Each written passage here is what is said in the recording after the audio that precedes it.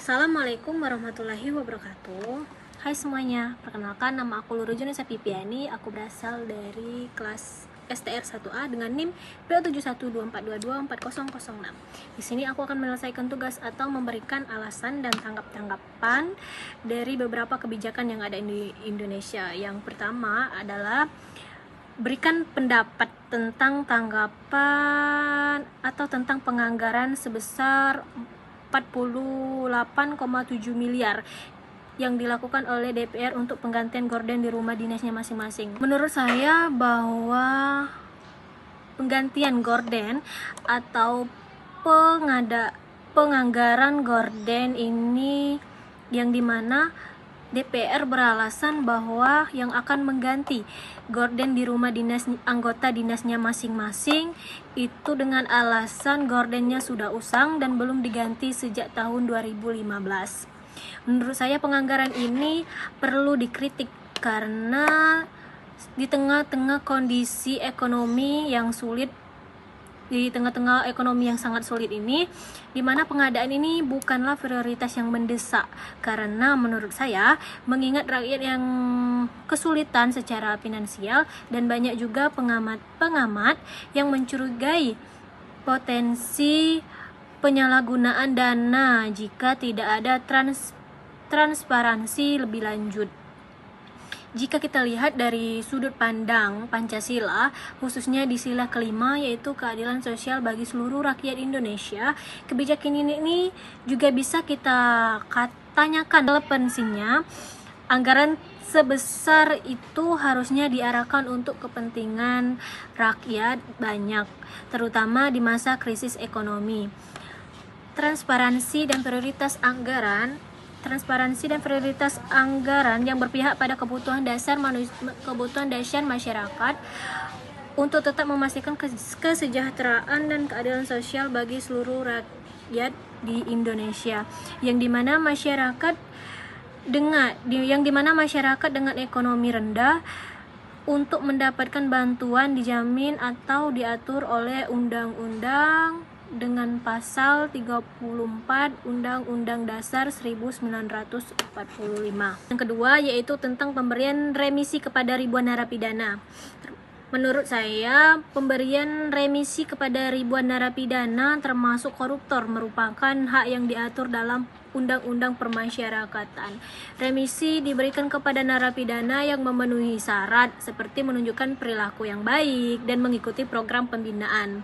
Pada tahun 2024 ini, sekitar 2.618 napi korupsi mendapat remisi, termasuk mantan pejabat.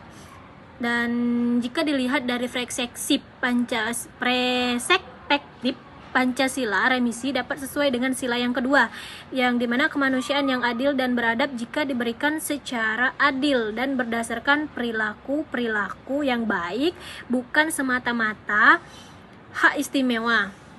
Namun, jika bagi masyarakat merasa korupsi itu merugikan, remisi ini mungkin dianggap bertentangan dengan rasa keadilan.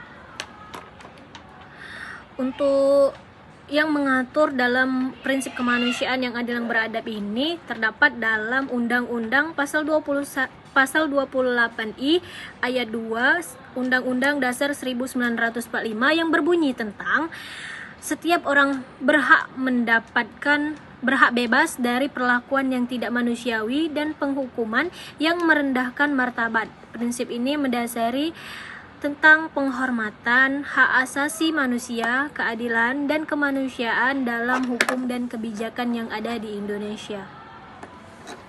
Dan untuk yang selanjutnya, kebijakan yang ketiga yaitu tentang dampak El Nino terhadap 18,8 juta KPM di Indonesia, yaitu menurut pendapat saya dan menurut alasan saya, terutama dalam hal ketahanan pangan dan kesejahteraan ekonomi.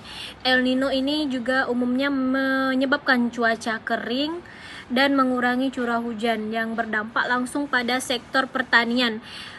Mengingat sebagian besar KPM bergantung pada pertanian dan sumber daya alam untuk penghidupan, produksi pangan bisa menurun drastis. harga bahan pokok juga akan naik dan meningkatkan kerawanan pangan.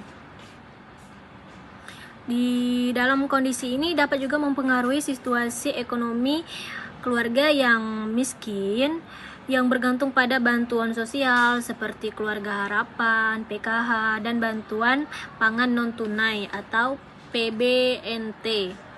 Pengurangan hasil pertanian juga bisa melemah akses mereka terhadap makanan bergizi sehingga meningkatkan potensi malnutrisi khususnya di kalangan anak-anak dan lansia.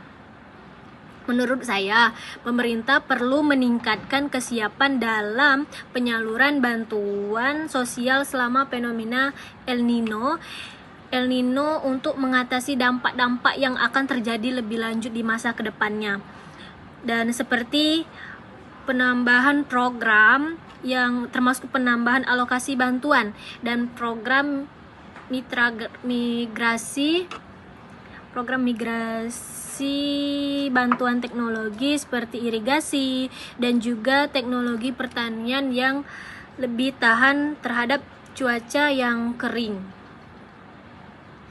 Dan tanggapan dalam atau berkaitan El Nino ini dalam sila-sila Pancasila, yaitu dalam sila yang kedua, kemanusiaan yang adil dan beradab, karena dalam konteks ini negara harus memastikan keadilan sosial dan menjaga martabat kemanusiaan dalam memberikan bantuan kepada kelompok yang terdampak seperti KPM. Dan yang kedua adalah sila yang ketiga, persatuan Indonesia, karena di dalam sila ketiga ini solidaritas dan gotong royong antara masyarakat, pemerintah, dan berbagai pihak diperlukan untuk menghadapi keadaan El Nino atau bencana alam ini. Dan yang ketiga atau yang terakhir adalah terkait dengan sila yang kelima, yaitu keadilan sosial bagi seluruh rakyat yang ada di Indonesia, yang dimana dampak El Nino ini pada KBM menuntut pemerintahan untuk memastikan keadilan sosial, terutama dalam distribusi bantuan dan akses terhadap sumber daya alam dan daya yang adil. Pasal-pasal itu El Nino ini terdapat juga dalam pasal 24 tahun 2007. Baiklah, untuk memberikan tanggapan yang selanjutnya, yaitu mengenai di Indonesia bakal impor beras sebanyak 2 juta ton hingga di akhir tahun 2023. Di sini tanggapan saya tentang pandangan kebijakan tersebut adalah langkah yang sangat penting untuk menjaga stabilitas harga dan juga pasokan pangan di tengah ancaman kekeringan dan penurunan produksi domestik. Namun di hal ini juga kebijakan ini memiliki resiko, yaitu ketergantungan impor dan dampak negatif di kalangan petani. Hal tersebut juga berkaitan langsung dengan Pancasila yang kedua, yaitu kemanusiaan yang adil dan beradab, karena hal tersebut bertujuan untuk melindungi masyarakat dari kenaikan harga yang sangat cukup tajam. Dan juga hal tersebut terdapat dalam pasal 33 ayat 3 Undang-Undang Dasar 1945 tentang bumi, air, dan kekayaan alam yang terkandung di dalamnya dikuasai oleh negara dan dipergunakan dengan sebaik-baiknya demi kemakmuran rakyat yang ada di Indonesia. Baiklah, di sini saya akan memberikan tanggapan Omnibus Law atau Cipta Kerja. Tanggapan saya tentang Omnibus Law Cipta Kerja di Indonesia merupakan upaya untuk menyederhanakan regulasi dan meningkatkan iklim investasi. Proyek ini menuai berbagai tanggapan baik positif dan juga negatif. Di sini tanggapan positifnya yaitu peningkatan investasi diharapkan dapat menarik lebih banyak investor sehingga menciptakan lapangan kerja yang baru. Dan yang kedua sederhana dan efisien, yaitu penghapusan dan penyederhanaan sejumlah regulasi dianggap juga dapat mempercepat proses perizinan. Dan yang kedua adalah tanggapan negatif. Tanggapan negatif yang pertama adalah isu lingkungan. Beberapa pihak khawatir bahwa pelonggaran regulasi dapat merusak lingkungan dan juga berdampak dampak negatif yang berkelanjutan. Dan yang kedua adalah kepentingan pekerja, yaitu terdapat kekhawatiran mengenai perlindungan hak-hak pekerja yang mungkin keterbaikan demi menarik investasi. Secara keseluruhan, Omnibus Law ini atau Cipta Kerja memicu perdebatan yang kompleks di kalangan masyarakat yang ada di Indonesia, yaitu mencerminkan ketegangan antara kebutuhan ekonomi dan juga perlindungan sosial serta di lingkungan. Dan yang kedua adalah Omnibus Law ini juga terkait dan berhubungan di dalam konsep yang menggabungkan secara resmi beberapa peraturan perundang-undangan. Omnibus Law ini terdapat atau berkaitan dengan sila-sila atau sila Pancasila yang kedua. Baiklah, yang terakhir adalah memberikan tanggapan tentang Menhan Prabowo perkuat TNI melalui pembelian 24 pesawat tempur F-15X dari Amerika Serikat. Yaitu tanggapan saya terdapat dua. Yang pertama adalah tanggapan positif dan juga tanggapan negatif.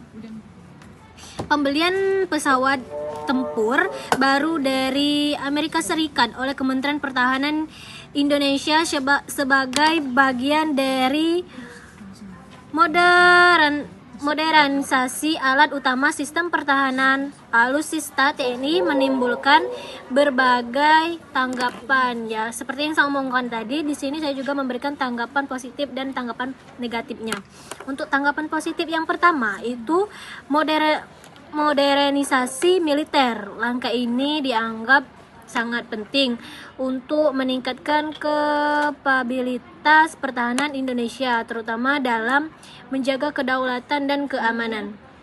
Dan yang kedua adalah kerjasama strategis, yaitu pembelian dari Amerika Serikat juga dapat memperkuat hubungan bilateral dan kerjasama pertahanan di antara kedua negara tersebut. Dan di sini tanggapan negatif saya yaitu yang pertama, biaya dan juga anggaran. Dari beberapa pihak mengkhawatirkan penggunaan anggaran yang sangat besar untuk alutsista yang bisa jadi lebih baik digunakan untuk sektor lain seperti pendidikan dan kesehatan. Dan tanggapan negatif yang kedua yaitu tentang isu ketahanan, yang dimana terdapat kekhawatiran bahwa ketergantungan pada teknologi asing dapat mempengaruhi pendirian pertahanan Indonesia. Dan secara keseluruhan, meski langkah ini dianggap penting untuk memodernisasi TNI, perlu kita seimbangkan antara investasi dalam pertahanan dan kebutuhan sosial ekonomi lainnya. Dan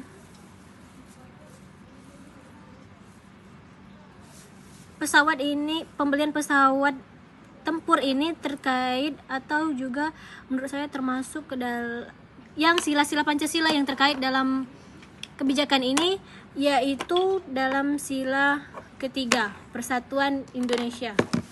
Mungkin itu saja tanggapan dari saya tentang kebijakan-kebijakan yang ada di Indonesia. Saya akhiri. Wassalamualaikum warahmatullahi wabarakatuh. Bye bye.